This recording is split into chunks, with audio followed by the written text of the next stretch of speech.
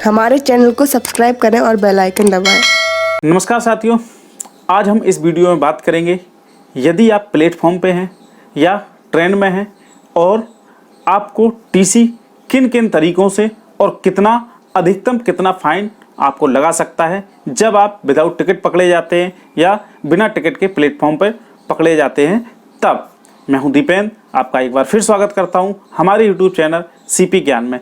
यदि आपने अभी तक हमारे चैनल को सब्सक्राइब नहीं किया है, चैनल को सब्सक्राइब करने के साथ साथ बेल आइकन को भी दबाएं, जिससे कि इसी तरह के लेटेस्ट और यूनिक कंटेंट आपको सबसे पहले मिल सकें। तो हम बात करते हैं फ़ाइन की। जब हम कभी किसी ट्रेन में पकड़े जाते हैं, यानी कि विदाउट टिकट आप पकड़े जाते हैं, तो उस ट्रेन में टीसी कितना आपको फ़ाइन लगा सकता है। इसका रूल सबसे पहले तो ये है, आप किसी भी स्टेशन पर पकड़े गए हों, अगर आपके पास प्लेटफॉर्म टिकट भी नहीं है, जनरल टिकट भी नहीं है, तो आपको टीसी वहाँ से जिस जगह से ट्रेन चली थी उस जगह से और जिस जगह पे आप टीसी को मिले हो उस जगह तक और कहाँ आपको जाना है उस जगह तक का पूरा किराया और प्लस 250 रुपये पेनल्टी लगाकर आपका जितना भी किराया लगेगा वह आपको भरना पड़ेगा। इसके बाद यदि आप यह प्रूफ कर देते हैं कि आप किस स्टेशन से चढ़े हैं, तो आपको जिस स्टेशन से चढ़े हैं और जहां तक आपको जाना है वहां तक का किराया प्लस 250 रुपये पेनाल्टी के आपको इतना चार्ज करके और टीसी आपको टिकट बना देगा। इसके अलावा कुछ और रूल्स हैं, इनको हम जानते हैं कंप्यूटर स्क्रीन पर।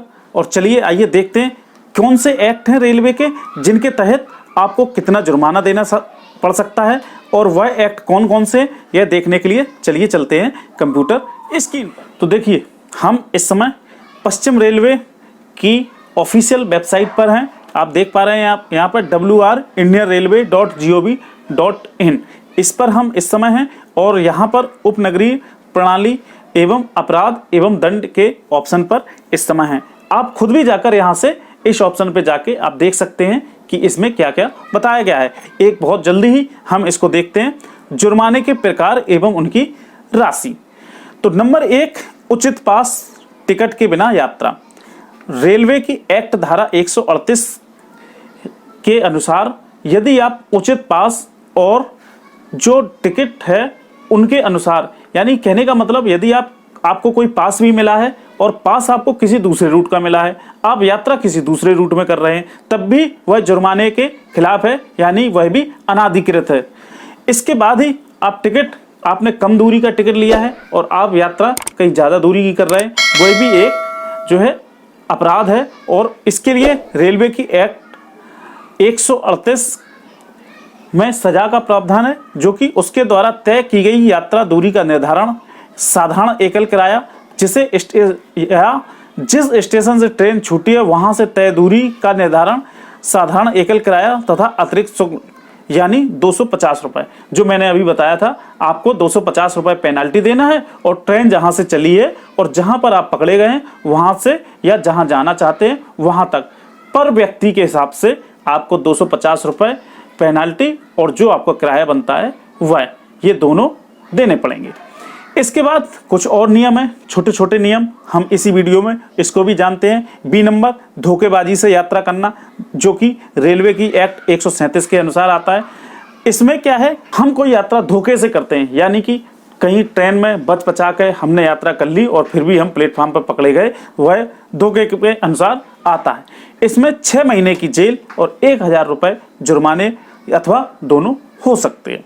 इसके बाद अलार्म चैन खींचना, डिब्बे में जो आपके जो कोच रहते हैं उनमें अलार्म चैन लगी रहती है, उनको खींचना भी एक अपराध की श्रेणी में आता है। यदि आप बिना किसी रीजन के इस चैन को खींचते हैं तो इसके लिए आपको 12 महीने की जेल अथवा 1000 रुपये जुर्माना अथवा दोनों हो सकते हैं। अगर आपके पास वैलिड रीजन है तो आप चैन खींचिए, वह उससे कोई दिक्कत नहीं है। अगर आप बिना कोई वैलिड रीजन के आप चैन खींचते हैं तो आपको जुर्माना देना पड़ेगा। इसके बाद अगला आता है विभिन्न रूप से सक्षम यात्रियों के अनारक्षित कोच में यात्रा करना। कहने का मतलब, यदि आपने कोई जनरल का टिकट लिया है, आप स्लीपर में यात्रा कर रहे हैं, स्लीपर का टिकट लिया है तो आप एसी में यात्रा कर रहे हैं, तो यह भी अपराध की श्रेणी में आता है। आप जिस श्रेणी में यात्रा कर रहे हैं, यदि आपके पास उस श्रेणी का टिकट नहीं है तो आपको 3 महीने की जेल अथवा 500 रुपये जुर्माना अथवा दोनों हो सकते हैं। इसी के बाद छत पर यात्रा करना, यदि आप रेल के कोच में, अब तो कोई नहीं करता है क्योंकि OHE लाइन हो गई है, और छत पर यात्रा करने पर भी आपकी 3 महीने की जेल और 500 रुपये जुर्माना अथवा दोनों हो सकते हैं। इसके बाद ट्रेसपासिंग अथवा पटरी पार करना, यानी कि जो प्लेटफॉर्म, एक प्लेटफॉर्म से दूसरे प्लेटफॉर्म पर जाने के लिए आप फुट ओवर ब्रिज का उपयोग करें। यदि आप उसका उपयोग नहीं करते और डायरेक्ट आप पटरी को कूदकर दूसरे प्लेटफॉर्म पर जाते हैं, यह भी आपका एक अपराध की श्रेणी में आता है। इसके लिए आपको रेलवे 6 महीने की जेल अथवा 1000 रुपये जुर्माना अथवा दोनों भी आपको चार्ज कर सकते हैं।